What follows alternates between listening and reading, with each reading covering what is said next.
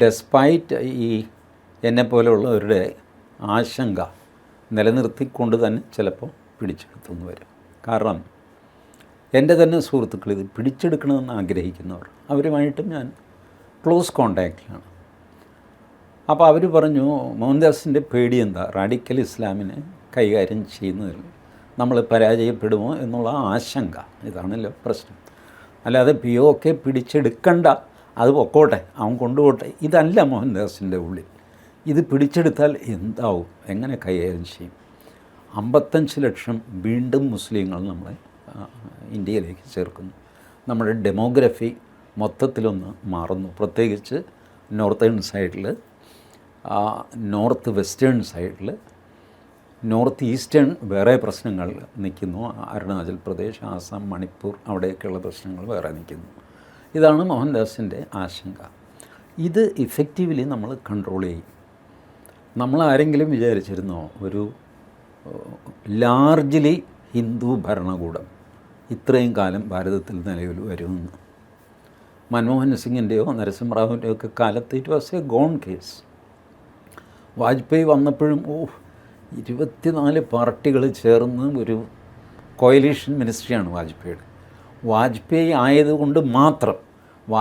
ആയതുകൊണ്ട് മാത്രം നിലനിന്നൊരു സാധനം. അത് വേറെ ആർക്കും ആ സാമർഥ്യമില്ല. ഇത്രയും പേര് നയിച്ചുകൊണ്ട് പോകും, അങ്ങോട്ടും ഇങ്ങോട്ടും അനങ്ങാൻ സമ്മതിക്കാതെയുള്ള ബാലൻസിൽ പോക്ക്. എന്നിട്ട് തന്നെ പുള്ളി ആറ്റം ബോംബ് പൊട്ടിക്കുകയും ചെയ്തു.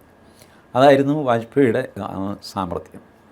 അപ്പം അത് നോക്കുമ്പോൾ നരേന്ദ്രമോദിക്ക് അത്ര വലിയ, ഇപ്പോൾ ഇത്തവണ ഭൂരിപക്ഷം കിട്ടിയില്ല, 240 ഉള്ളൂ.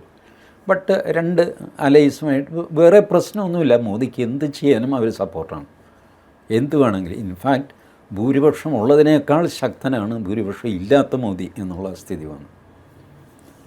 അപ്പോൾ ഇതൊക്കെ വന്നത് നമ്മളുടെ ഇൻഹറൻറ്റ് സ്ട്രെങ്ത് കൊണ്ടാണ്, ഹിന്ദുത്വത്തിൻ്റെ സ്ട്രെങ്ത് കൊണ്ടാണ്. അതേസമയം മോദി ഹിന്ദുക്കൾക്ക് വേണ്ടി എന്ത് ചെയ്തു? ഒന്നും ചെയ്തില്ല. സത്യമല്ലേ? ഒരുപാട് പേര് അത് ചൂണ്ടിക്കാണിക്കാറുണ്ട്. നിങ്ങൾ ഈ മോദി ഹിന്ദുത്വം എന്നൊക്കെ പറയുന്നു. മോദി ഹിന്ദുക്കൾക്ക് വേണ്ടി എന്താ ചെയ്തു? എന്ത് കുന്തം ചെയ്തില്ല. ചെയ്ത് മുഴുവൻ ഭാരതത്തിന് വേണ്ടിയിട്ടാണ്.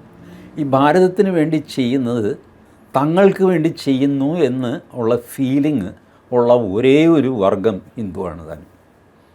എനിക്കൊന്നും വേണ്ട, നാടിന് വേണ്ടി നീ ചെയ്തോ, അതെനിക്ക് വേണ്ടി ചെയ്തതാണ്. അതുകൊണ്ടാണ് നമ്മൾ ഇതൊരു ഹിന്ദു സർക്കാരാണ്. സത്യത്തിൽ ഹിന്ദു മതം എടുത്തു കഴിഞ്ഞാൽ ഈ മതത്തിന് വേണ്ടിയിട്ട് പ്രത്യേകിച്ചൊന്നും മോദി ചെയ്തിട്ടില്ല. അപ്പോൾ കാശി കോറിഡോർ ഉണ്ടാക്കി, രാമേശ്വരത്തുണ്ടാക്കി, അത് ചെങ്കോൽ, ഇതൊക്കെ ശരി, ഇതൊക്കെ ഒരു സിംബോളിക്കല്ലേ? ഏത് സർക്കാരും ചെയ്യേണ്ടതാണ്. വാരാണസിയെ അവഗണിക്കാൻ പറ്റുമോ ഒരു കേന്ദ്ര സർക്കാരിന്? മാത്രമല്ല മോദിയെ ജയിപ്പിച്ചു വിട്ട സ്ഥലവും കൂടെയാണിത്. അവിടെ ക്ലീൻ ചെയ്തൊരു കോറിഡോർ ഉണ്ടാക്കി മനുഷ്യർക്ക് നേരെ ശ്വാസം വിട്ട് നടക്കാൻ ഒരു സ്ഥലം ഉണ്ടാക്കി, അതാണ് ഇത്ര വലിയ കാര്യം.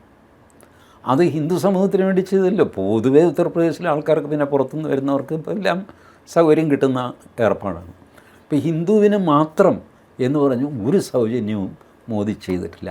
അതേസമയം ന്യൂനപക്ഷങ്ങൾക്ക് മാത്രം എന്ന് പറഞ്ഞ് ഇഷ്ടം പോലെ സൗജന്യം ചെയ്തിട്ടുണ്ട് താനും. But still we feel that it is A Hindu government, because ഈ മനുഷ്യൻ ചെയ്യുന്നത് മുഴുവൻ രാഷ്ട്രത്തിന് വേണ്ടിയിട്ടാണ്. രാഷ്ട്രത്തിന് വേണ്ടി ചെയ്തു കഴിഞ്ഞാൽ ഹിന്ദു സാറ്റിസ്ഫൈഡായി. ഈ ഒരു ഇക്വേഷൻ ഇപ്പോഴും നിലനിൽക്കുന്നു.